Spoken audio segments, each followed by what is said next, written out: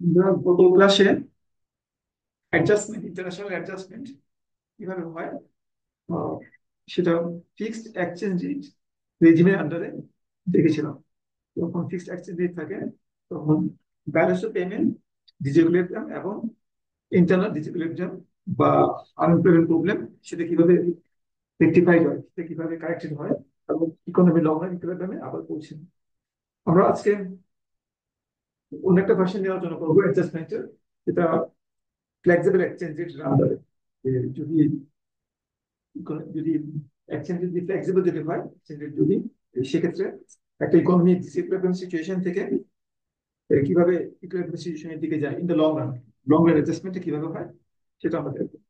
এবং এখানে কিছু আমরা অ্যাসাম্পশন ধরে নিব, যে অ্যাসাম্পশনের ভিত্তিতে আমরা এই অ্যাডজাস্টমেন্ট প্রসেসটা নিয়ে আলোচনা করব। তার মধ্যে একটা সিম্পলিফাইং অ্যাসাম্পশন হলো, সিম্পলিফাইং অ্যাসাম্পশন গুলো না হলেও মডেল গুলো কাজ করে, একটু মডিফাইড ওয়েতে কাজ করে। তো আমরা একটু সিম্পল রাখার জন্য মডেল গুলোকে সে অ্যাসাম্পশন ইম্পোজ করবো মডেল গুলো। নম্বরটা হচ্ছে যে পারফেক্ট ক্যাপিটাল মুভমেন্ট সহজে এক স্থান থেকে অন্য স্থানে বা এক দেশ থেকে অন্য দেশে মুভ করতে পারে। তো পারফেক্ট ক্যাপিটাল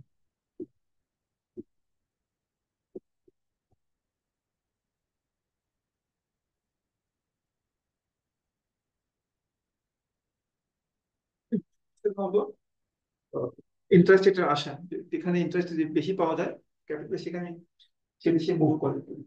আর এই ক্যাপিটাল পারফেক্ট ক্যাপিটাল মুভের অর্থ হচ্ছে যে সামান্যতম যদি ডিফারেন্স থাকে ইন্টারেস্ট রেটে দুটো দেশের মধ্যে, তবে যেখানে ইন্টারেস্ট বেশি ক্যাপিটাল সেখানে তো বোঝায় এবং ম্যাসিভ পরিমাণ হয়ে যায়। কারণ একটা কান্ট্রিকে যদি আমরা স্মল কান্ট্রি হিসেবে চিন্তা করি, ছোট কান্ট্রি হিসেবে, এবং রেস্ট অফ দ্য ওয়ার্ল্ডকে যদি আমরা বড় হিসেবে চিন্তা করি, সেক্ষেত্রে সামান্য ইন্টারেস্ট বেশি হলে কোনো একটা দেশে এত বেশি পরিমাণে ক্যাপিটাল সেখানে আসে, এই ইন্টারেস্ট রেটটা রেস্ট অফ দ্য ওয়ার্ল্ডের সমান হয়ে যায়। বা ইন্টারেস্ট যদি সামান্য কম হয় কোনো একটা দেশে, ওখান থেকে ক্যাপিটাল এত পরিমাণে আউটফ্লো করে বা অন্য দেশে চলে যায়, যে ইন্টারেস্ট রেটটা আবার রেস্ট অফ দ্য ওয়ার্ল্ডের সমান হয়ে যায়। এই জন্য ইন্টারেস্ট রেটটা একটা ডোমেস্টিক ইন্টারেস্ট রেট সবসময় ফরেন ইন্টারেস্ট রেটের সমান আন্ডার পারফেক্ট ক্যাপিটাল মোবিলিটি। অর্থাৎ যখন পারফেক্ট ক্যাপিটাল মোবিলিটি থাকে তখন আহ, দেশগুলোর বা সবগুলো দেশের ইন্টারেস্ট রেটটা সমান হয়। এটা এটা একটা অ্যাসাম্পশন। আর 2 নম্বর অ্যাসাম্পশন, যেহেতু আমরা লং রান অ্যাডজাস্টমেন্ট নিয়ে আলোচনা করছি, লং রান অ্যাডজাস্টমেন্ট সাধারণত আউটপুট প্রাইস এগুলোকে এগুলোকে ফ্লেক্সিবল করা হয়, এগুলোকে ভেরিয়েবল করা হয়। যেরকম হলো প্রাইসেস আর চেঞ্জ, আমরা কি উপরে রাখবো না, আর চেঞ্জ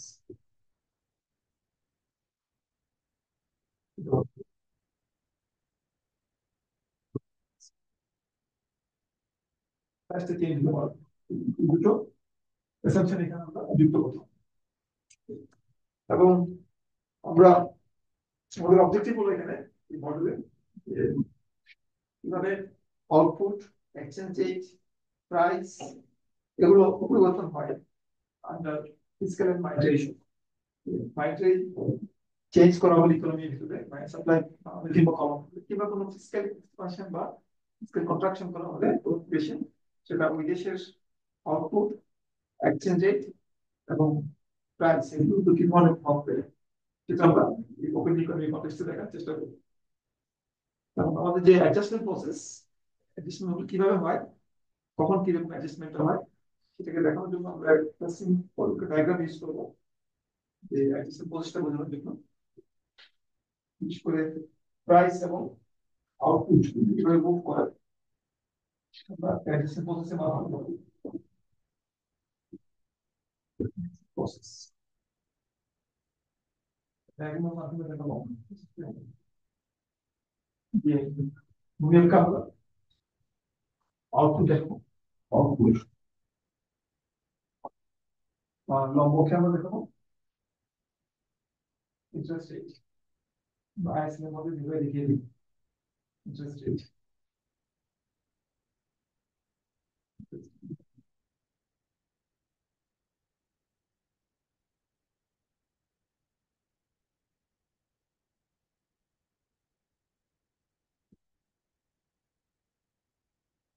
আমরা foreign interest rate, the rest of the world interest rate, IL. এটা হলো আমাদের ডোমেস্টিক ইন্টারনাল প্রাইসটা হয় এবং একটা ইকোনমির যে পজিশন সেটা আউটপুট এবং ইন্টারেস্ট রেটের কন্টেক্সটে বা এসএল এর কন্টেক্সটে আমরা ইকোনমিক পজিশন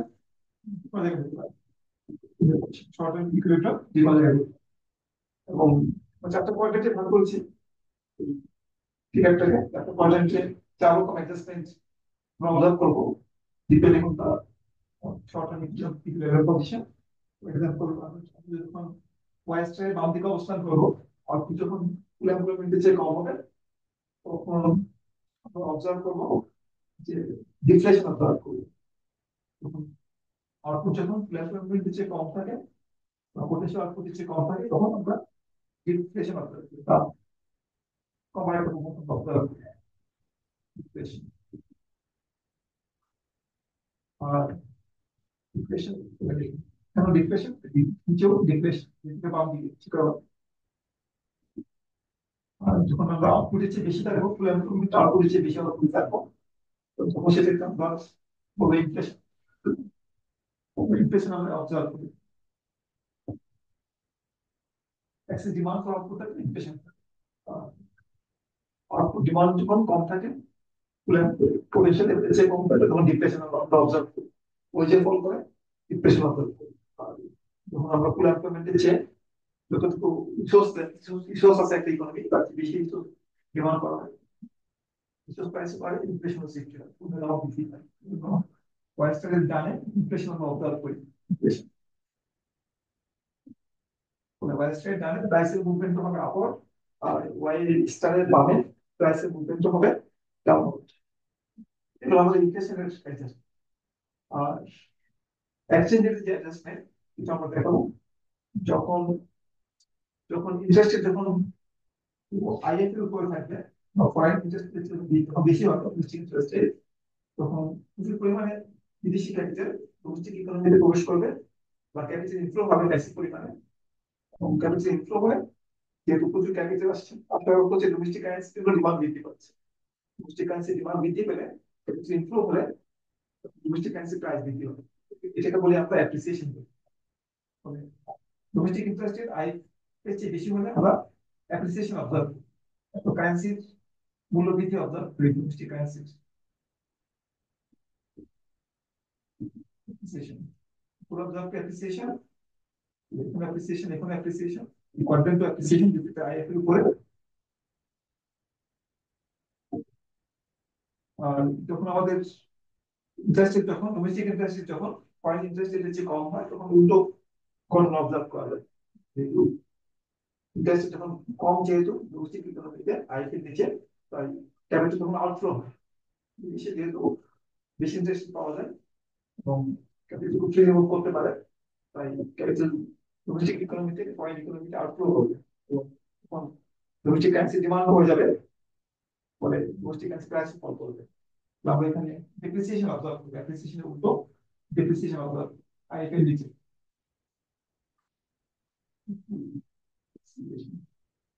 এই কোয়াড্রেন্টে আমরা ডেপ্রিসিয়েশন অবজার্ভ করব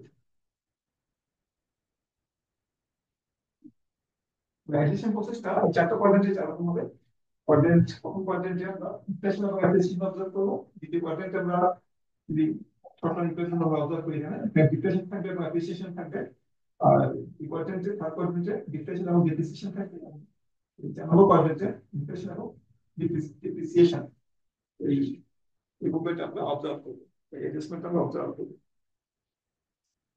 এটা হলো আমাদের অ্যাডজাস্টমেন্ট পদ্ধতি কেমন কোথায় থাকলে কেমন অ্যাডজাস্টমেন্ট করতে হবে আর যখন আমরা দুটো দেখা ইন্টারসেকশন পয়েন্ট থাকবো তখন কারেন্সি অ্যাপ্রিসিয়েশন হবে ডিপ্রিসিয়েশন হবে না ইকুইলিব্রিয়াম পজিশনে থাকবে এবং ইনফ্লেশন হবে আপনার ডিপ্রেশন হবে না প্রাইস স্টেবিলিটি থাকবে এই দুটো দেখা ইন্টারসেকশন পয়েন্ট হবে কোন একটা দেখার উপরে সেই আইএফ দেখার উপরে কারেন্সির অ্যাপ্রিসিয়েশন কি ডিপ্রিসিয়েশন হবে না ওয়াইস্টার দেখার উপরে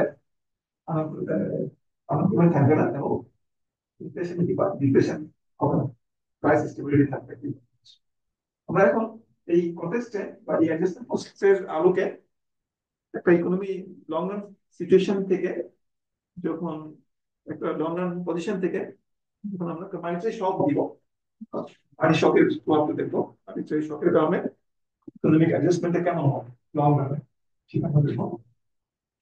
এক্ষেত্রে আমাদের ব্যাকগ্রাউন্ড অ্যাসাম্পশনস এন্ড অ্যাডজাস্টমেন্ট প্রসেস, এই ব্যাকগ্রাউন্ডের আলোকে এর ভিত্তিতে আমরা মানিটারি শকের কারণে কিভাবে ইকোনমিক অ্যাডজাস্টমেন্ট গুলো হয়, চিন্তা করবো এক্সচেঞ্জ রেট, মানি এবং প্রাইস, এগুলোর উপর কি ধরনের অ্যাডজাস্টমেন্ট পড়ে সেটা আমরা এখন দেখাবো। মানিটারি শক বা মানি এক্সপানশন প্রসেস নিয়ে আমরা আলোচনা করব। মানি সাপ্লাই যদি বাড়ানো হয়, monetary expression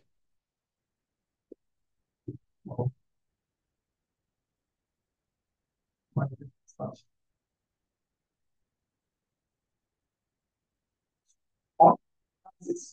output and exchange rate, কিন্তু বিষয়ের উপর আমরা মানিটারি এক্সপ্রেশন ব্যবহার করব।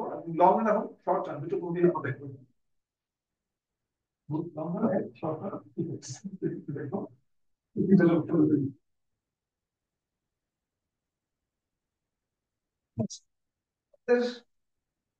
মনে রাখতে হবে যে আমরা যখন ফ্লেক্সিবল এক্সচেঞ্জ রেটে থাকবো, পারফেক্ট ক্যাপিটাল মোবিলিটি থাকবে, এবং আমাদের যে রেজাল্ট আমরা অবজার্ভ করবো এখান থেকে, এই আলোচনা থেকে রেজাল্ট দেখবো যে মাইন্ডারি এক্সপেনশনের কারণে এক্সচেঞ্জ রেটের ডেপ্রিসিয়েশন হবে এবং আউটপুটের এক্সপানশন হবে, তা আমরা অবজার্ভ করবো।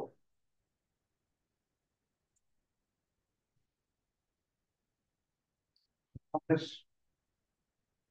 যে অ্যাডজাস্টমেন্ট প্রসেস মাইন্ডারি এক্সপেনশনের কারণে সেই প্রসেসটাকে আমরা চিত্রের মাধ্যমে দেখবো।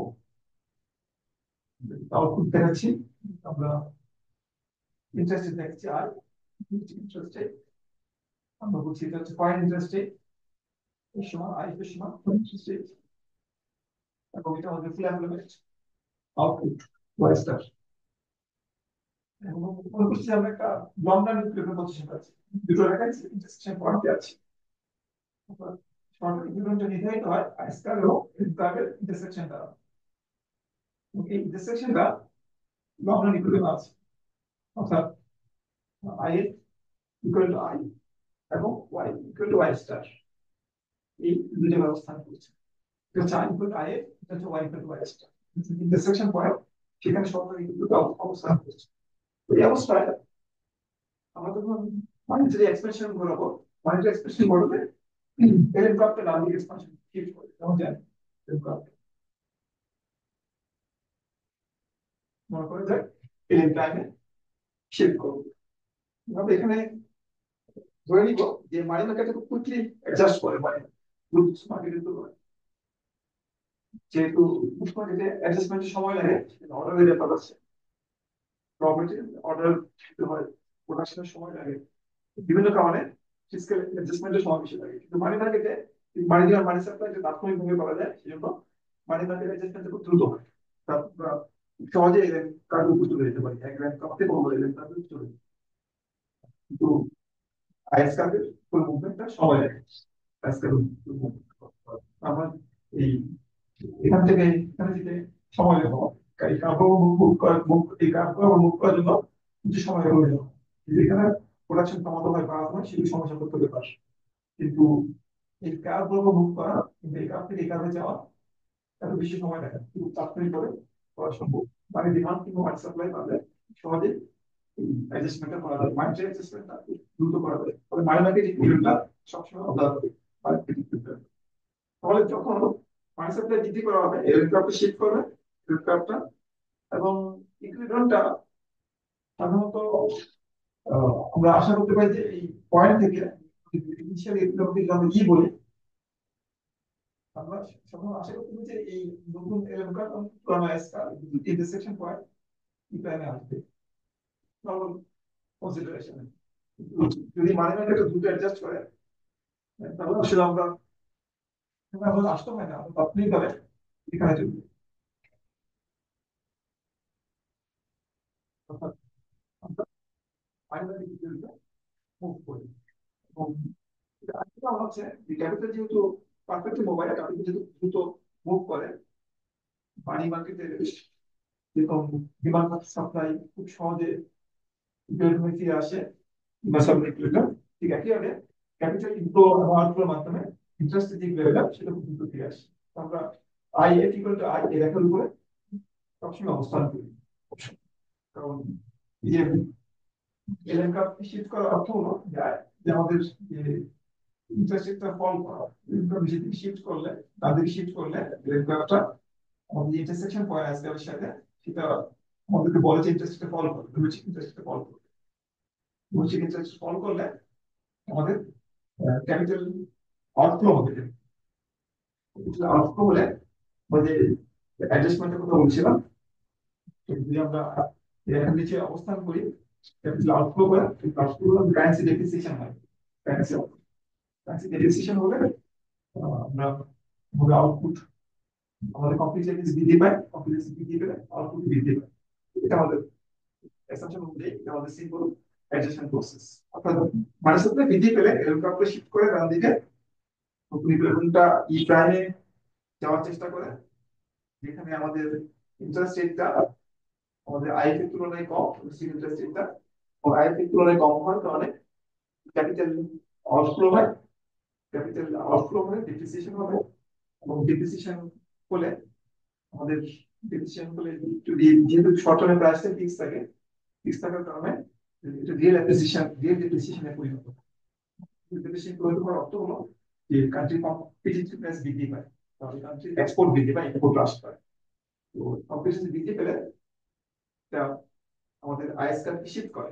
আইএস কার্ভের ডিটারমিনেন্ট ওপেন ইকোনমিতে আরেকটা স্টার ডিটারমিনেন্ট থাকে, এটা হচ্ছে কম্পিটিটিভনেস। আমরা সাধারণত জানি যে আইএস কার্ভ ডান দিকে শিফট করে যখন সি আই জি এগুলো যখন চেঞ্জ করা হয় ডোমেস্টিক ইকোনমিতে বা ক্লোজড ইকোনমিতে, কনসাম্পশন বাড়লে, গভর্নমেন্ট এক্সপেন্ডিচার বাড়লে কিংবা ইনভেস্টমেন্ট বাড়লে আইএস কার্ভ ডান দিকে শিফট করে। তো ওপেন ইকোনমিতে এক্সপোর্ট বাড়লেও ডান দিকে শিফট করে, এবং এক্সপোর্টের একটা গুরুত্বপূর্ণ নির্ভর করো কম্পিটিটিভনেস, বা যেটার উপরে আমরা যে রিয়েল ডেপ্রিসিয়েশন যদি হয় ইকোনমি, ওই দেশের কম্পিটিটিভনেস বৃদ্ধি পায়, তো কম খরচে দ্রব্য সে এক্সপোর্ট করতে পারে, বা বিদেশিদের কাছে ওই দেশের দ্রব্যগুলো চিপ করা হয়, সস্তা মনে হয়, যে কারণে এক্সপোর্ট বৃদ্ধি পায় এবং আইসক্যাপের দাম দিকে শিফট করে। অর্থাৎ এই আইসক্যাপটাও এখানে থাকে না, এত দাম দিকে শিফট চলে আসে। তো আইসক্যাপ এবং এলএমটা অনলাইনে মুভ করে, যাতে করে আমরা আই ইকুয়াল টু আই এই লেখার উপর অবস্থান করি, বা ক্যাপিটাল মার্কেট ইকুইলিব্রিয়াম বা ব্যালেন্স পেমেন্ট ইকুইলিব্রিয়াম আমরা সবসময় থাকি। তো এখানে আমরা যে প্রসেসগুলোর কথা বললাম, ই থেকে ই প্রাইম, ই প্রাইম থেকে ই ডেভেলপ হয়, প্রসেসগুলো আমরা বলছি মানি সাপ্লাই। যদি আমরা এম দিয়ে লিখি মানি সাপ্লাইতে, মানি সাপ্লাই বৃদ্ধি করা হলে আমাদের এলকা তাদেরকে শিফট করছে, শিফট রাইট, এবং এলকা তাদেরকে শিফট করলে interest rate, domestic interest rate এটা কমার একটা প্রবণতা লক্ষ্য করা যাবে। এটা আইএফএস চেয়ে কমে যাবে, এবং আইএফএস চেয়ে কমে গেলে আমরা অবজার্ভ করবো যে আমাদের আইএফএস চেয়ে কমে যায়, ক্যাপিটাল আউটফ্লো,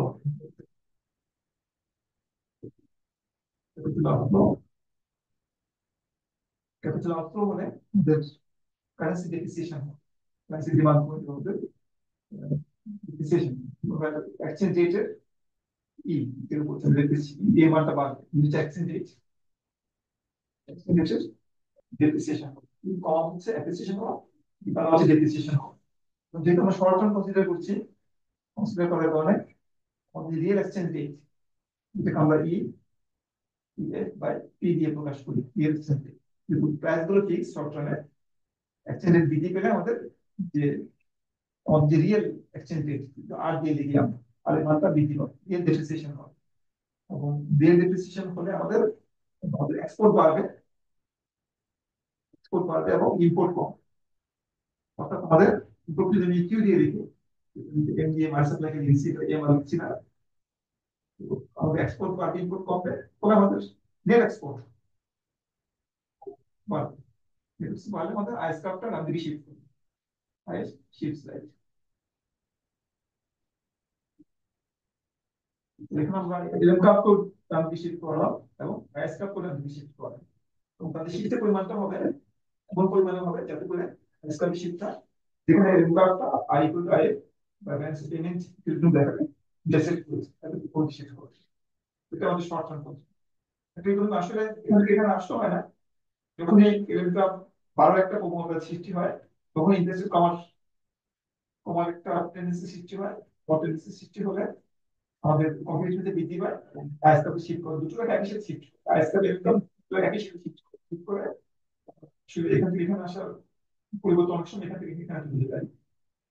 শর্ট টার্ম আমরা দেখছি যে অল্প করে বৃদ্ধি পাচ্ছে, ওয়াই স্টার্ট থেকে ওয়াই মানে বৃদ্ধি অল্প অল্প পরিমাণ, কিন্তু এখানে অ্যাডজাস্টমেন্ট দেওয়া থাকবে না। তো এই ডাবল টাইম এই যে আমাদের পজিশনটা শর্ট টার্ম পজিশন, এটা short term equivalent, long time equivalent না। আর লং টাইম ইকুইভ্যালেন্ট হলো আমাদের y equal to y star এখানে বা y equal to y star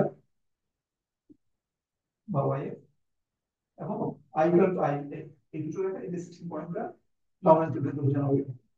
যেহেতু আমাদের ডাবল টাইম এই পয়েন্টটা শর্ট টার্ম পজিশনটা যেহেতু আমাদের y স্টার রেখা ডানে অবস্থান করছে, আমরা একটু আগে যে অ্যাডজাস্টমেন্ট প্রসেসটা দেখেছিলাম সেখানে বলেছিলাম যে ডান দিকে অবস্থান করলে যেহেতু এখানে একটা ডিমান্ড ফর আউটপুট আছে, যে প্রোডাকশন ক্যাপাসিটি আছে ওয়াই স্টারের যে প্রোডাকশন ক্যাপাসিটি সোর্স যে পরিমাণ আছে ইকোনমি সবগুলো আপলোড করলে ওয়াই স্টার পরিমাণ আউটপুট প্রোডাকশন করা, এর চেয়ে বেশি আউটপুট ডিমান্ড আছে রিসোর্সগুলোকে এক্সট্রা কাটতে হবে, ওভারটাইম করা,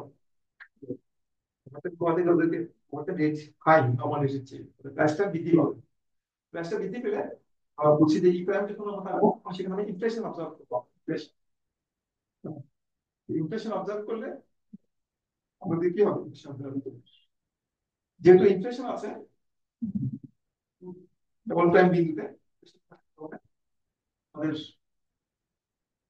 প্রাইসের বৃদ্ধি পাবে, অর্থ হচ্ছে প্রাইসের বৃদ্ধি পেলে যে মানি সাপ্লাই রিয়েল মানি সাপ্লাই, যদিও নমিনাল মানি সাপ্লাইটা বেড়ে গিয়েছে অলরেডি, প্রাইসটা স্থির ছিল বলে আমাদের রিয়েল মানি সাপ্লাইটা বেড়েছিল, এই কারণে আমরা এলএম থেকে এলএম প্রাইমে গিয়েছিলাম।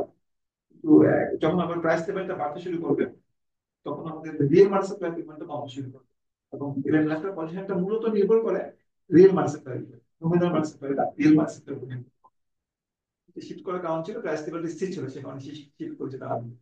যখন প্রাইস লেভেলটা আবার বাড়তে শুরু করবে এই ডাবল প্রাইম পয়েন্টে, তখন আমাদের যে রিয়েল মানি সাপ্লাই সেই পরিমাণটা কমে আসবে, কিন্তু রিয়েল মানি সাপ্লাই নিচে পি থাকে, উপরে নমিনাল মানি সাপ্লাই থাকে এম বাই পি, আমাদের রিয়েল মানি সাপ্লাই পি বাড়লে রিয়েল মানি সাপ্লাই কমবে এবং এলিমেন্ট রেখাটা আবার বাম দিকে শিফট করে আসবে, এবং যখনই এলিমেন্টটা বাম দিকে শিফট করতে চাইবে এলিমেন্ট রেখাটা তখনই বাম দিকে শিফট করতে চাইলে যে আইস রেখার সাথে ইন্টারসেকশন হয় এটা আমাদেরকে হায়ার ইন্টারেস্টেড দিচ্ছে ওয়াল মার্কেট থেকে, অর্থাৎ এলিমেন্ট রেখাটা যখন বাম দিকে শিফট করতে চাইবে তখন ইন্টারেস্ট রেটটা উপর দিকে উঠে মারবে, উপর দিকে বারো একটা টেন্ডেন্সি বা প্রবণতা লক্ষ্য করবো ইন্টারেস্ট রেটের।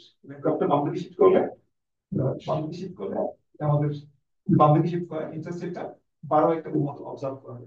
ইন্টারেস্ট বারো প্রবণতা সৃষ্টি হলে সাথে সাথে যেহেতু ইন্টারেস্ট রেটটা হাই, ডোমেস্টিক ইন্টারেস্ট রেটটা আই গ্রেটার দেন আই এর সাথে সাথে ক্যাপিটাল ইনফ্লো হবে ওই ইকোনমিতে। ক্যাপিটাল ইনফ্লো করলে তখন একটা রিভার্স প্রসেস সৃষ্টি হবে, আগে যেরকম ক্যাপিটাল আউটফ্লোর কারণে ডিপ্রিসিয়েশন হয়েছিল এখন ক্যাপিটাল ইনফ্লোর কারণে কারেন্সি অ্যাপ্রিসিয়েশন হবে। কারেন্সি অ্যাপ্রিসিয়েশন মানে ই কম উল্টাটা এই যে প্রসেসটা আমরা অবজার্ভ করছি একটা অপোজিট প্রসেস আমরা অবজার্ভ করি, ই তখন কমবে রিভার্স প্রসেস, ই কমলে আমাদের রিয়েল যে এক্সচেঞ্জ রেট আর সেটাও কমবে বা রিয়েল অ্যাপ্রিসিয়েশন হবে কারেন্সির, তখন আমাদের এক্সপোর্ট কমবে ইম্পোর্ট বাড়বে, নেট এক্সপোর্টটা কমবে, এবং শুধু এলএম কার্ভটা না সাথে সাথে আইএস কার্ভ তখন বাম দিকে মুভ করা শুরু করবে। আমরা এখান থেকে এখানে গিয়েছিলাম শর্ট রানে, কিন্তু আমরা আবার এই রিভার্স প্রসেসে আইএস কার্ভ এলএম কার্ভের বাম দিকে শিফটের মাধ্যমে আমরা আউটপুট কমতে থাকবে এবং ইনফ্লেশন যেটা সেটাও কমে আগে লেভেলে চলে আসবে। তো আমাদের এই যে অ্যাডজাস্টমেন্ট প্রসেসটা এখানে আসার পরে এই ডাবল প্রাইম থেকে এই আসার পরে স্টপ হয়ে যাবে প্রসেস, তবে আমাদের যে আবার আমার লং রান ফিরে আসবে। কিন্তু এই যে শুরুতে যেখান থেকে আমরা থেকে শুরু করেছিলাম আবার তে ফিরে আসছে, এখানে যদিও আমাদের কাছে মনে হচ্ছে যে ইন্টারেস্ট রেটটা এবং আউটপুটের কোনো পরিবর্তন হয় না, তো ব্যাকগ্রাউন্ডে কিছু চলক আছে যেগুলো পরিবর্তন হয়ে গিয়েছে ব্যাকগ্রাউন্ডে। যেমন এখানে আমরা মানি সাপ্লাই দেখতে পাচ্ছি, মানি সাপ্লাইটা বেড়ে গিয়েছে। মানি সাপ্লাই যত পার্সেন্ট বেড়েছে, প্রাইস লেভেলটা ঠিক তত পার্সেন্ট বেড়েছে, এই লেভেলটা আগের জায়গায় ফিরে আসছে। তা এটা যদি এই লেভেলটার মধ্যে যদি এখানে যদি বলি M0 বাই P0 ছিল দিলেন, এখানে এই M0টা M1 হয়ে গেছে, P0টা P1 বেড়ে গেছে।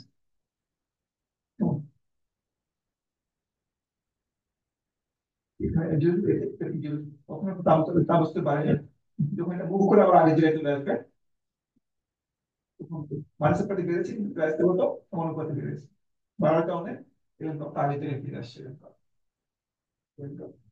তাই যদি আমরা এই বিন্দুতে ফিরে আসছি, আগের জায়গায় ফিরে আসছি, আগের জায়গায় ফিরে আসলো, সেখানে ব্যাকগ্রাউন্ডে কিছু চলকের মানে পরিবর্তন হয়ে গিয়েছে।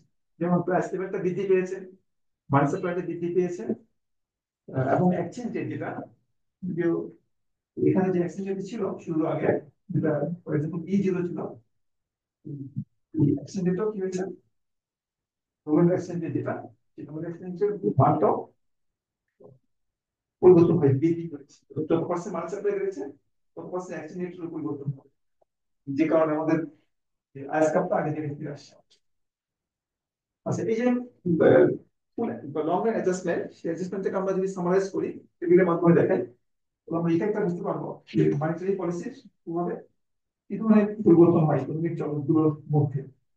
একটা শর্ট রান অ্যাডজাস্টমেন্ট কিরকম হয়, শর্ট রান হচ্ছে এখান থেকে এখানে, আর লং রান হচ্ছে আবার এখানে ফিরে আসে চলকগুলো মানে কি ধরনের অবস্থান আমরা অবজার্ভ করি। এই শর্ট রান এবং লং রান অ্যাডজাস্টমেন্ট যেটা আমরা একটা টেবিলের মাধ্যমে সংক্ষেপে উপস্থাপন করবো।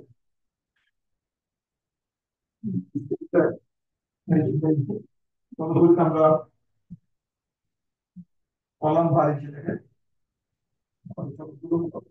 মানি supply, real money supply, nominal exchange rate, price level, এটা হচ্ছে real exchange rate, E EF by EF হচ্ছে পয়েন্ট প্রাইস, কি হচ্ছে ডোমেস্টিক প্রাইস, আর ওয়াই হচ্ছে আমাদের আউটপুট, রিয়েল আউটপুট। এই পাঁচটা শব্দের প্রভাব দেখবো আমরা, শর্ট রান একটা প্রভাব দেখবো, লং রান একটা প্রভাব দেখবো, এই দুটো প্রভাব আমরা বিশ্লেষণ করবো।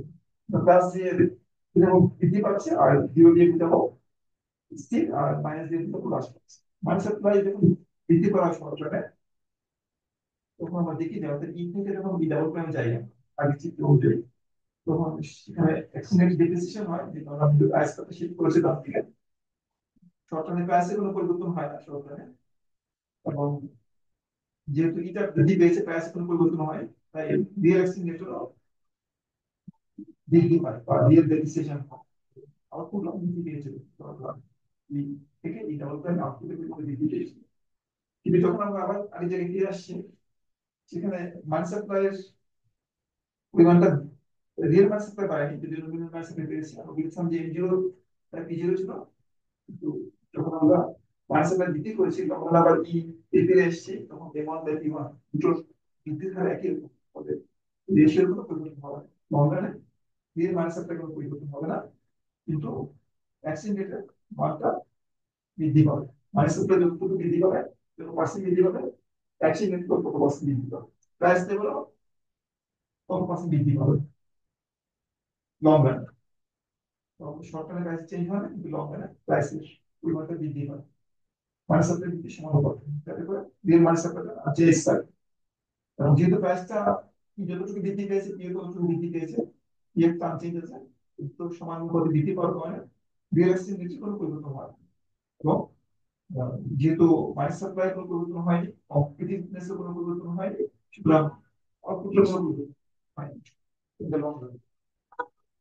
আমাদের result of monetary expansion on the five variables মধ্যে এখানে হবে real money supply, nominal exchange rate, nominal price, real exchange rate এবং রিয়েল আউটপুট। এই পাঁচটা চক্রের উপরে শর্ট টার্ম এবং লং রানে কিভাবে পরিবর্তন হয় কি ধরনের পরিবর্তন হয় সেটা আমরা দেখেন। এখন আমরা এই যে শর্ট টার্মে যে এক্সচেঞ্জ রেটে পরিবর্তন হয় এই পরিবর্তনের ক্ষেত্রে আমরা একটা বিশেষ ফিনোমেনন অবজার্ভ করি। ফিনোমেননটাকে বলা হয় যে ওভারশুটিং বলা হয়, বলা হয় এক্সচেঞ্জ রেট ওভারশুটিং। এক্সচেঞ্জ রেটের মুভমেন্টটা ডিফারেন্ট টাইপের প্রাইস মুভমেন্টের তুলনায় কিন্তু বলে আমরা exchange rate overshooting.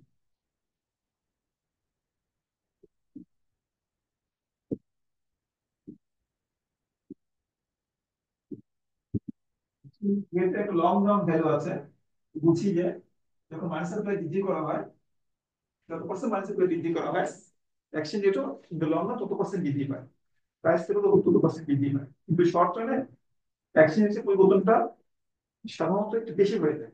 For example আমরা যদি মানি সাপ্লাই 5% বাড়াই তাহলে দেখা যাবে যে প্রাইস 5% বেড়েছে আস্তে আস্তে করে, কিন্তু এক্সচেঞ্জ রেটের যে বিহেভিয়ার সেটা হলো যে এক্সচেঞ্জ হট করে জাম্প করে বৃদ্ধি বৃদ্ধি পেয়ে গেছে। দেখা যাবে যে এক্সচেঞ্জটা যে লং 5% বাড়বে, যে মার্চ সাপ্লাই 5% বৃদ্ধি পেয়েছে, কিন্তু শর্ট টার্মে দেখা যাবে হয়তো সে 10% বৃদ্ধি পেয়ে বসে আছে।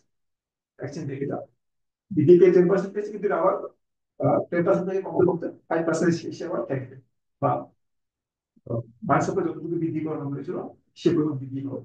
এই সিচুয়েশন শর্ট টার্মের যে লং রান বৃদ্ধির পরিমাণ 5% বৃদ্ধি পাবে, তার চেয়ে যে ইমিডিয়েটলি বেশি বৃদ্ধি পেয়েছে এটাকে বলে ওভারশুট বলা হয়, বিকজ টার্গেটের চেয়ে সে বেশি মুভ করেছে। ঠিক বলা হয় যে এক্সচেঞ্জ রেট ওভারশুট। এটাকে আমরা একটা চিত্রের মাধ্যমে দেখাতে পারি এই ওভারশুটিং ফিনোমেননকে কিভাবে ওভারশুটিংটা হয়ে থাকে। এটার জন্য আমরা তিনটা চলক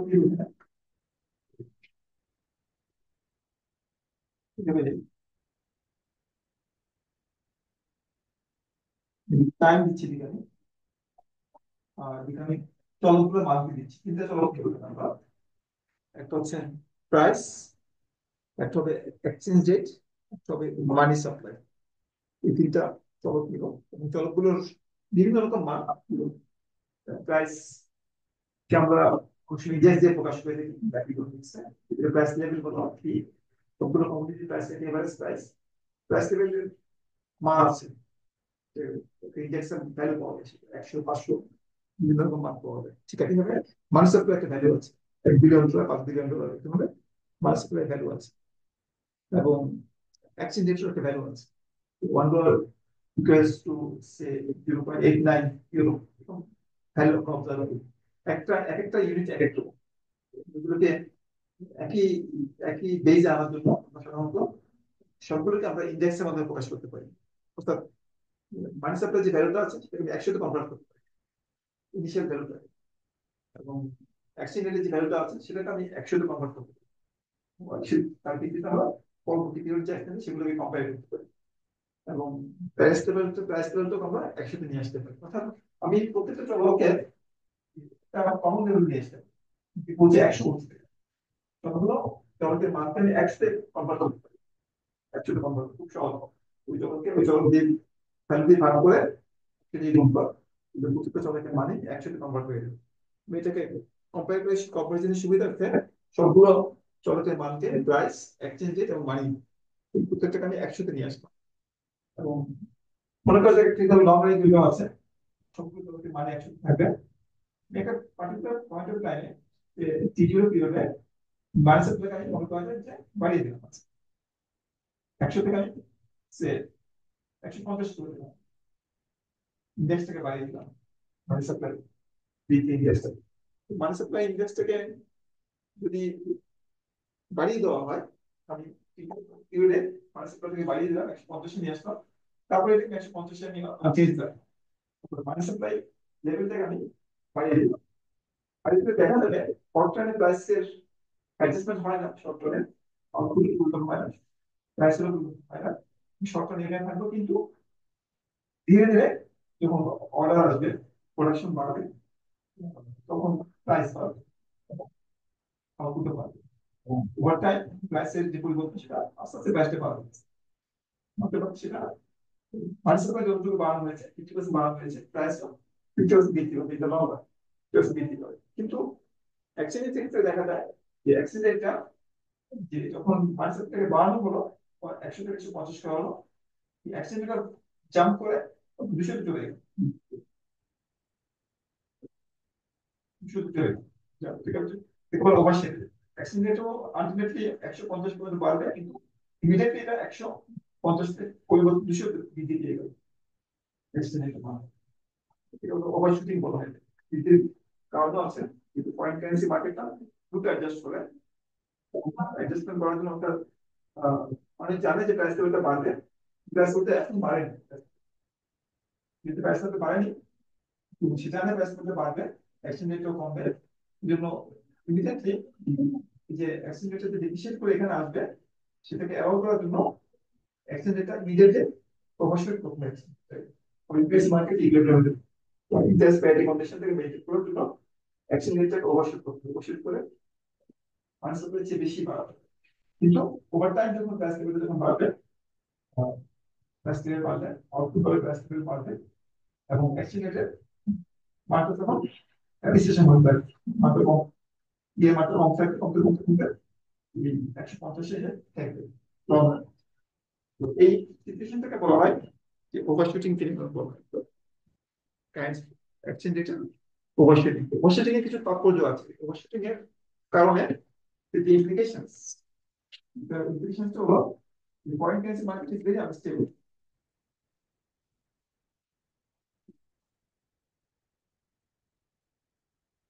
Market highly unstable,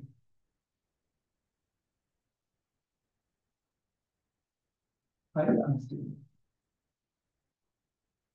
যখনই গভর্নমেন্ট এই ধরনের ফ্লেক্সিবল এক্সচেঞ্জ সিস্টেমে যখনই গভর্নমেন্ট মানি সাপ্লাইকে পরিবর্তন করে, তখনই দেখা যায় এক্সচেঞ্জ ফরেন কারেন্সি মার্কেটে ফরেন কারেন্সির ভোলাটিলিটি অনেক বেড়ে যায়। ফরেন কারেন্সি মার্কেট আপসুইং বা ডাউনসুইং অবজার্ভ করে foreign currency market exchange rate করে, এক্সচেঞ্জ রেটটা আনস্টেবল হয়ে যায়। এই যে ফ্লেক্সিবল এক্সচেঞ্জ রেট এটা চালু করার পিছনে একটা উদ্দেশ্য ছিল ফরেন কারেন্সি মার্কেট 1973 পরে স্মিথসোনিয়ান এগ্রিমেন্টের মাধ্যমে বিভিন্ন দেশের ডেভেলপ কান্ট্রি যেগুলো আছে, ডেভেলপ কান্ট্রি গুলো ফিক্সড এক্সচেঞ্জ রেটকে বাদ দিয়ে ফ্লোটিং এক্সচেঞ্জ রেট বা ফ্লেক্সিবল এক্সচেঞ্জ সিস্টেম গ্রহণ করে। উদ্দেশ্য ছিল যে ফরেন কারেন্সি মার্কেট স্টেবল, কিন্তু এখানেও আনস্টেবিলিটির একটা সোর্স আছে। যদি মনিটারি পলিসি গ্রহণ করা হয় এই ধরনের সিস্টেমে, ফ্লেক্সিবল সিস্টেমে, আমরা দেখছি যে এখানে ওভারশুটিং ফিনোমেননের কারণে ফরেন কারেন্সি মার্কেটটা আনস্টেবল হয়ে যেতে পারে, ফরেন কারেন্সি মার্কেট। ফলে এখানে এই আনস্টেবিলিটিটাকে ট্যাকেল করার জন্য সেখানে ফরেন কারেন্সি মার্কেটে ইন্টারভেনশনের প্রয়োজন পড়তে পারে, ফরেন কারেন্সি ক্রয় করা বা বিক্রি করার প্রয়োজন পড়তে পারে, যেটা ফিক্স এক্সচেঞ্জের সাথে সংগতি ফিক্স এক্সচেঞ্জের সাথে। তো এটা হলো আমাদের যে ফরেন কারেন্সি মার্কেটে যদি ফ্লেক্সিবল এক্সচেঞ্জ সিস্টেম থাকে, সেটা কিভাবে সেটা প্রভাবিত করে বা আউটকাম গুলোকে প্রভাবিত করে পলিসি গুলো। আমরা এখানে মাইক্রো পলিসি একটা অ্যানালাইসিস করছি এখানে। একটা ইমপ্লিকেশন হলো যে আগে পিপিপি থিওরি করেছি, পারচেজিং পাওয়ার প্যারিটি থিওরি করেছি। পিপিপি অনুযায়ী আমরা বলেছি যে একটা কারেন্সি যে এক্সচেঞ্জ নির্ধারণের জন্য পিপিপি থিওরি অনুযায়ী দেশের কারেন্সির যে এক্সচেঞ্জ রেট, এক্সচেঞ্জ রেট এমন ভাবে নির্ধারিত হওয়া উচিত যাতে করে দুটো দেশের কারেন্সির ক্রয় ক্ষমতা সমান হয়। অ্যাকচুয়ালি ব্যবহারে নির্ধারণ করা উচিত। তো একটা দ্রব্যের দাম যদি আমাদের দেশে পি হয়, বিদেশে দ্রব্যের দাম যদি পিএফ হয়, তাহলে দেশের দামটাকে যদি আমি ডোমেস্টিক কারেন্সিতে প্রকাশ করিয়ে দিয়ে পি সমান ইপিএফ, এটা হচ্ছে আমাদের ইপিএফ অনুযায়ী এর মানটা এমন ভাবে নির্ধারিত হয়, এর মানটা যাতে করে দুটো কারেন্সি পারচেজিং করা সমান হয়। টাকা দিয়ে যা কেনা যায়, ডলারকে টাকায় কনভার্ট করলে তাই পাওয়া যায় না। এটা হচ্ছে আমাদের ইপিএফ। এই থিওরি অনুযায়ী যদি এখান থেকে রিয়েল এক্সচেঞ্জের পে করি, 1 equal to EPF by T, এটা হচ্ছে রিয়েল এক্সচেঞ্জ। এই রিয়েল এক্সচেঞ্জের মানটা কনস্ট্যান্ট, 1 মানে কনস্ট্যান্ট এটা। রিয়েল এক্সচেঞ্জের ইন্ডিভিজুয়াল অনুযায়ী রিয়েল এক্সচেঞ্জের মানটা কনস্ট্যান্ট। তাহলে এখন আমাদের যে এই আমরা যেখানে রেজাল্টটা পেলাম, এখানে আমরা যে মাইক্রো পলিসি এক্সপেনশনের কারণে যে প্রভাবটা পেলাম, সেই প্রভাব অনুযায়ী দেখছি যে সেখানে মানি সাপ্লাই যতটুকু বাড়ানো হবে, মাইনাসে যতটুকু বাড়ানো হবে প্রাইস লেভেল ততটুকু বাড়বে, এর বৃদ্ধিও যতটুকু বাড়বে এর বৃদ্ধিও ততটুকু হবে, মাইনাসে যতটুকু বাড়ানো হবে। ফলে যেহেতু উপর এবং নিচে সমান অনুপাতে বাড়ছে, তাই এই রিয়েল এক্সচেঞ্জ রেটের কোনো পরিবর্তন হবে না, অর্থাৎ এটা ঠিক পৃথিবীকে সাপোর্ট করবে। এটা সাপোর্ট পৃথিবী।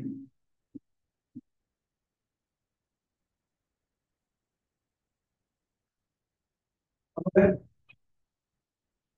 আমরা দেখছি এখানে পৃথিবীর এখানে পালিত হয় এদের আমরা মডেল উপস্থাপন করলাম, ফ্লেক্সিবল এক্সচেঞ্জ সিস্টেম আন্ডারে বান্ডেল প্ল্যানিং যে মডেল উপস্থাপন করলাম আমরা, সেটা অনুযায়ী পৃথিবীটা মেনে চলে। অর্থাৎ রিয়েল এক্সচেঞ্জ রেটটা যদিও প্রাইস পরিবর্তন হচ্ছে, এক্সচেঞ্জ রেটের অনুপাতে পরিবর্তন হচ্ছে এবং দুটো দেশে এটা আনচেঞ্জ থাকছে, বা রিয়েল এক্সচেঞ্জ রেটটা আনচেঞ্জ থাকছে। আমরা বলছি যে এখানে পৃথিবীটা সাপোর্টিং হচ্ছে। তো বাস্তবে পৃথিবীটা বিভিন্ন কারণে সাপোর্টিং হয় না। তো এই যে আমরা ডিস্টার্বেন্স গুলো দেখছি, অনেক সময় ডিস্টার্বেন্স গুলো মানিটারি ডিস্টার্বেন্স না হয়ে যদি নন মানিটারি ডিস্টার্বেন্স হয়, সেক্ষেত্রে আমাদের এই রিয়েল এক্সচেঞ্জ রেটটা পরিবর্তন হতে পারে, আনচেঞ্জ নাও করতে পারে। মানিটারি শক না হয়, যদি কোনো রিয়েল শক হয় সেক্ষেত্রে হতে পারে যে আমাদের এটা একটা। আর মনে হচ্ছে যে লং রান ছাড়া শর্ট রানে পরিবর্তন গুলো সম্ভবত হয় না। শর্ট রানে জাস্ট ফিক্স রেটে পাচ্ছে, তবে এখানে গুলো স্থির থাকে। শর্ট রানে পৃথিবীর কার্যক্রম হয় না, লং রানে কার্যক্রম হয়। কিন্তু যদি সোর্স অফ ডিস্টার্বেন্স যদি মাইন্ডে না হয়, নন মাইন্ডে যদি ডিস্টার্বেন্স হয়, সেক্ষেত্রে পৃথিবীটা কার্যক্রম না হতে পারে। এগুলো হলো আমাদের ইমপ্লিকেশনস। এখন আমরা একটা এটা একটু এক্সটেনশন দেখবো, এবং এখানে আমরা বলছি যে পারফেক্ট ক্যাপিটাল মোবিলিটি থাকলে দুটো দেশের কারেন্সি যে ইন্টারেস্ট রেট, ইন্টারেস্ট রেট গুলো সমান হবে। কিন্তু আমরা যদি বাস্তবের দিকে তাকাই, দেখা যাবে বিভিন্ন ডেভেলপ কান্ট্রি যেগুলো আছে, জার্মানি, ইউএসএ, ইউকে, ওদের মধ্যে মোটামুটি পারফেক্টলি মোবাইল বা পারফেক্ট ক্যাপিটাল মোবিলিটি সেখানে আছে, সেই দেশগুলোর মধ্যে মোটামুটি পারফেক্টলি মোবাইল ক্যাপিটাল বা পারফেক্ট ক্যাপিটাল মোবিলিটি কাছাকাছি ধরতে পারি দেশগুলোর মধ্যে ক্যাপিটাল ফ্লো। কিন্তু ওদের মধ্যে পারফেক্ট ক্যাপিটাল মোবিলিটি থাকলেও ওদের মধ্যে যে ইন্টারেস্ট রেটের মধ্যে একটা তারতম্য আমরা অবজার্ভ করি। ইন্টারেস্ট রেট তাদের একই রকম, জার্মানিতে একরকম ইন্টারেস্ট রেট, ইউএসএ তে আরেকরকম ইন্টারেস্ট রেট, যদিও ওদের মধ্যে এক ধরনের পারফেক্ট ক্যাপিটাল মোবিলিটি আছে। এটা ব্যাখ্যা আমরা কিভাবে দিতে পারি যে কেন ইন্টারেস্ট ডিফারেন্সিয়াল বিরাট করছে, কেন ইন্টারেস্ট ডিফারেন্সিয়াল থাকছে। ওদেরকে আমরা হোয়াইট ইন্টারেস্ট রেট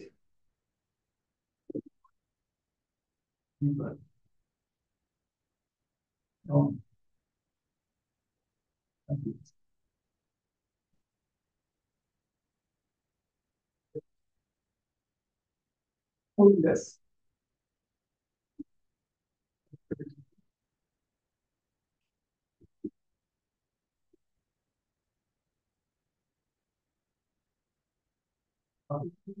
যুক্ত কেন, এগুলোর মাঝে আমরা ইন্টারেস্টের তারতম্য আমরা অবজার্ভ করি। এটা আমরা একটা দেখানোর চেষ্টা করি। এটা কারণটা হচ্ছে আমরা যে যে আমরা এই যে বললাম একটু আগে, দুটো দেশের ইন্টারেস্ট রেটের মধ্যে আই যদি হয় এটা, যেখানে আইও এটা আমরা বলছি পারফেক্ট ক্যাপিটাল মোবিলিটি থাকে। তো আমরা যদি বিভিন্ন দেশের ডাটা অবজার্ভ করি, দেখা যাবে আমরা যদি US interest rate, short interest এবং জার্মান ইন্টারেস্ট রেট যদি আমরা এখানে টাইম কনসিডার করি, এখানে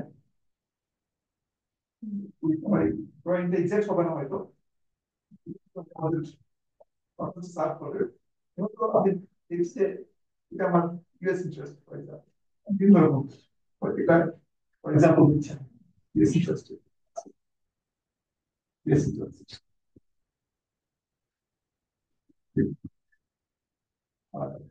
তাহলে কিন্তু দেখা যাবে যে আমার ইন্টারেস্ট, অর্থাৎ একটা ডিফারেন্স আমি অবজার্ভ ইন্টারেস্ট রেট যেমন দুটো দুটো ইন্ডাস্ট্রির মধ্যে, অর্থাৎ দুটো ইন্ডাস্ট্রির মধ্যে একটা পার্থক্য বা ডিফারেন্সিয়াল আছে। ডিফারেন্সিয়ালটাকে আমরা ব্যাখ্যা করতে চাই কেন এই ডিফারেন্সিয়ালটা এক্সিস্ট করে। তো দেখা হিসেবে আমরা আমাদের যে এক্সচেঞ্জের সম্পর্কে যে এক্সপেকটেশন, এই এক্সপেকটেশনটা দুরকম হতে পারে। একটা হতে পারে স্ট্যাটিক এক্সপেকটেশন, একটা হতে পারে যে চেঞ্জিং এক্সপেকটেশন বা ভেরিয়েবল এক্সপেকটেশন, বা যেটা আমরা বলতে যে ডাইনামিক এক্সপেকটেশন। স্ট্যাটিক এক্সপেকটেশন হলে আমরা এক্সচেঞ্জের পরিবর্তন হবে না বলে চিন্তা করি। আমরা যে আই বলেছি এটা তখনই হয় এটা যখন এক্সপেকটেশনটা স্ট্যাটিক হয়। স্ট্যাটিক মানে আমরা ধরে নিচ্ছি যে এক্সচেঞ্জের কোনো পরিবর্তন হবে না। স্ট্যাটিক এক্সপেকটেশন হলে এই দুটো দেশের ইন্টারেস্ট রেটের মধ্যে কোনো পরিবর্তন থাকে না। এক্সপেকটেশন এক্সপেকটেশন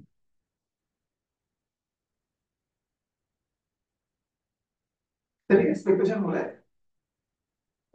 এক্সচেঞ্জের পরিবর্তন হবে না বলে ইনভেস্টর আশা করে। আর এক্সপেকটেশন যদি ডাইনামিক হয় তাহলে এক্সপেকটেশনের পরিবর্তন এক্সচেঞ্জের পরিবর্তন হতে পারে বলে ইনভেস্টর আশা করে। এখন যদি ইনভেস্টর যদি মনে করে যে ইউএস কারেন্সি ডিপ্রিসিয়েট করবে ফর টাইম, তাহলে এই এক্সচেঞ্জের পরিবর্তন এটা আমরা সাধারণত এভাবে লিখে থাকি ডাইনামিক এক্সপেকটেশন যেটা বলছি আমরা।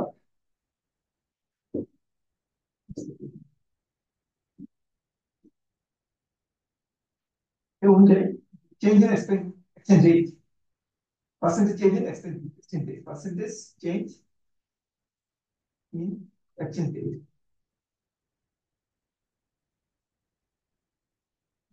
আমরা এখানে লিখতে পারি যে change in exchange rate divided by original exchange rate, এটাকে বলতে পারি relative or percentage change in exchange rate বা রিলেটিভ চেঞ্জ ইন পার্সেন্টেজ। স্কুলে একসাথে গুণ করতে হয়, একসাথে গুণ না করলে সেটা relative change in exchange rate হবে। তো আমরা যদি আশা করি বা এক্সপেক্ট করি যে ইউএস এক্সচেঞ্জ রেটের ডেপ্রিসিয়েশন করবে ওভার দ্য নেক্সট ইয়ার, তাহলে আমি যদি জার্মান কারেন্সিতে ইনভেস্ট করে আমি যদি 1 বছর পরে ইউএস কারেন্সিতে কনভার্ট করি, আমার বেশি গেইন হবে, লাভ বেশি হবে। এই জন্য আমরা যখন এই দুটো কারেন্সি কোনটাতে ইনভেস্ট করা লাভজনক সেটা বিবেচনা করার সময় দুটো কারেন্সির রিটার্নটা আমরা কম্পেয়ার করেছি। দুটো কারেন্সি রিটার্নটা আমরা কম্পেয়ার করেছি, যেটাকে আমরা বলেছিলাম ইন্টারেস্টেড প্যারিটি কন্ডিশন, যেটাকে বলছি, বা আনকাভার ইন্টারেস্টেড প্যারিটি কন্ডিশন বলছি। ইন্টারেস্টেড প্যারিটি কন্ডিশন অনুযায়ী দুটো দেশে ইন্টারেস্ট সমান হয় যদি ইন্টারেস্ট দুটোকে একই কারেন্সিতে প্রকাশ করা হয়। অর্থাৎ ইউএস ইন্টারেস্ট যদি আই ইউএস হয় আর জার্মান ইন্টারেস্ট যদি আই সে জি হয়, তাহলে I US equal to I G হবে না, শুধুমাত্র আই ইউএস মানে ইউএস ডলার বা dollar return, US currency return equal to German return converted into dollar, অর্থাৎ আই জি বা German interest rate plus exchange রেটের যে depreciation US currency D by E, সেটা আমাদের সেখানে যোগ করতে হবে। অর্থাৎ দুটো দেশের কারেন্সির ইন্টারেস্ট রেট সমান হতে হবে in terms of the same currency, যেটাকে আমরা ইন্টারেস্ট রেট প্যারিটি কন্ডিশন বলেছি। অর্থাৎ ইন্টারেস্টের সাথে আমাদের কি করতে হয়, পয়েন্ট ইন্টারেস্টের সাথে আমাদের পয়েন্ট কারেন্সি যে ডেপ্রিসিয়েশন সেটা আমাদের যোগ করতে হয়। অর্থাৎ এখানে আমাদের শুধুমাত্র যে ডাইনামিক এক্সপেকটেশন অনুযায়ী আই ইকুয়াল টু আইএফ হবে না, if I equal to if, এটা হচ্ছে return in terms of point currency. এটাকে ডোমেস্টিক কারেন্সিতে কনভার্ট করতে হলে আমাদের কি করতে হবে, ডেল ই বাই ই দিয়ে যোগ করতে হবে। যোগ করে এটাকে বলি আমরা যে দুটো দেশে ইন্টারেস্টের সমান, but express in terms of the same currency, একই কারেন্সিতে প্রকাশ করা হবে। আইএফ এর সাথে যে আমি ডেপ্রিসিয়েশন যোগ করছি এর মাধ্যমে, বা অ্যাপ্রিসিয়েশন যোগ করছি এর মাধ্যমে আমি পয়েন্ট কারেন্সিকে আমি ডোমেস্টিক কারেন্সিতে কনভার্ট করছি। এটাই আসলে আমাদের আইএফপি বা interest parity condition, I equal to IF plus del E by E লিখা হয়। এই কারণে যখন যখন ডোমেস্টিক কারেন্সি যখন আমরা ডেপ্রিসিয়েশন এক্সপেক্ট করি, যদি ইউএস কারেন্সি আমি ডেপ্রিসিয়েশন এক্সপেক্ট করি, তাহলে অর্থাৎ ডেপ্রিসিয়েশন মানে মাত্রা বৃদ্ধি পাওয়ার যদি এক্সপেক্ট করি আমি, তাহলে এটা যদি ফর এক্সাম্পল ইউএস যদি হয় ইন্টারেস্ট এটা শুধু 7% হয় ফর এক্সাম্পল, তাহলে ডোমেস্টিক ইন্টারেস্ট বা ফরেন ইন্টারেস্ট 5% হতে পারে। যদি আমি 2% যদি কারেন্সি ডেপ্রিসিয়েশন আমি এক্সপেক্ট করি, অর্থাৎ ইউএস ইন্টারেস্ট 7% কিন্তু জার্মান ইন্টারেস্ট 5%, কারণ আমরা এক্সপেক্ট করছি যে ইউএস কারেন্সি 2% ডেপ্রিসিয়েট করবে, সে কারণে দুটো মাঝে একটা ব্যবধান আছে। এই জন্য যদিও ছোট দেশের মধ্যে পারফেক্ট ক্যাপিটাল মোবিলিটি আছে, পারফেক্ট ক্যাপিটাল মোবিলিটি থাকা সত্ত্বেও আমরা দুটো দেশের ইন্টারেস্ট রেট ইন্টারেস্টের মধ্যে একটা পার্থক্য অবজার্ভ করতে পারি। এবং এই পার্থক্য অবজার্ভ করার মূল কারণটা হলো এক্সচেঞ্জ রেটের অ্যাপ্রিসিয়েশন কিংবা ডেপ্রিসিয়েশন। অ্যাপ্রিসিয়েশন যদি থাকে তাহলে যে দেশে কারেন্সি অ্যাপ্রিসিয়েট করবে তার ইন্টারেস্ট রেট একটু কম হবে, আর যে দেশে কারেন্সি ডেপ্রিসিয়েট করবে তার ইন্টারেস্ট রেটটা একটু বেশি হবে। কিন্তু এই যে অ্যাপ্রিসিয়েশন যোগ করার পরে দু দেশের ইন্টারেস্ট রেটের সমতা আসবে। এটাকে বলছি আমরা যে ফরেন কারেন্সি চেঞ্জেস, যে অ্যাপ্রিসিয়েশন বা ডিপ্রিসিয়েশন, এই প্রভাবের কারণে দুটো দেশের মধ্যে পারফেক্ট ক্যাপিটাল মোবিলিটি থাকলেও আমরা অবজার্ভ করে থাকি যে ইন্টারেস্টের ডিফারেন্স অবজার্ভ করে থাকি দুটো দেশের মধ্যে। এটা একটা ঘটনা। একটা ঘটনা কে বলবো আমরা যে স্পেকুলেটিভ ক্যাপিটাল গুলো আমরা অনেক সময় অবজার্ভ করি। এগুলো মূলত স্পেকুলেটিভ ক্যাপিটাল গুলো অনেক সময় ঘুরে থাকে। ক্যাপিটাল গুলোটা যে শুধুমাত্র বাস্তব অবস্থার উপর ভিত্তি করে তা না, ক্যাপিটাল গুলো অনেক সময় এক্সপেকটেশনের উপর ভিত্তি করে ঘুরে থাকে। যখন ডাইনামিক এক্সপেকটেশন থাকে বা এক্সপেকটেশন ফরেন কারেন্সির এক্সচেঞ্জ রেটের বৃদ্ধি কিংবা হ্রাসের একটা এক্সপেকটেশন থাকে, তখন অনেক সময় দেখা যায় যে এই এক্সপেকটেশন না থাকলে হয়তো ফরেন কারেন্সির পরিবর্তন হতো না এক্সচেঞ্জ রেটে, যে এক্সপেকটেশন থাকার কারণেই পরিবর্তন হয়ে যাচ্ছে। অর্থাৎ ইনভেস্টর যদি মনে করে যে ফরেন কারেন্সির অ্যাপ্রিসিয়েশন হবে, তাহলে দেখা যায় যে বাস্তবেই ফরেন কারেন্সির অ্যাপ্রিসিয়েশন করে যাচ্ছে। বা ইনভেস্টর যদি মনে করে ইউএস কারেন্সি ডেপ্রিসিয়েট করবে, তাহলে এই এই এক্সপেকটেশনের কারণে ইউএস কারেন্সি ডেপ্রিসিয়েট করছে। হয়তো এই এক্সপেকটেশন না থাকলে হয়তো বর্তমানে ডেপ্রিসিয়েট, এক্সপেকটেশনের কারণে ডেপ্রিসিয়েট করে যাচ্ছে, তো কারেন্সি আউটফ্লো হচ্ছে। একটা দেশের কারেন্সি যখন আমরা ডেপ্রিসিয়েশনের, আমরা যদি বা ডিভ্যালুয়েশন যদি আমরা আশা করি, দেখা যাবে বাস্তবে ওই কান্ট্রিটা বাধ্য হচ্ছে ডিভ্যালুয়েশন করার জন্য, এবং ক্যাপিটাল আউটফ্লো হচ্ছে। আউটফ্লো হচ্ছে, এটাকে বলা হয় স্পেকুলেটিভ স্পেকুলেটেড ক্যাপিটাল।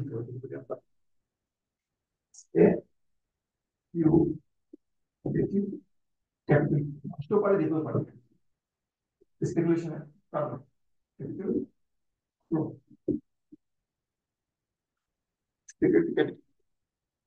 থেকেও আমরা বলতে পারি যে এক্সচেঞ্জ এক্সপেকটেশন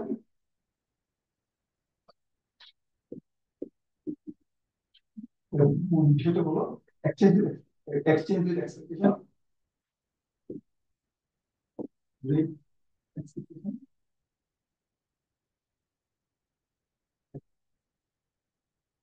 ট্রান্সিটিভিটি।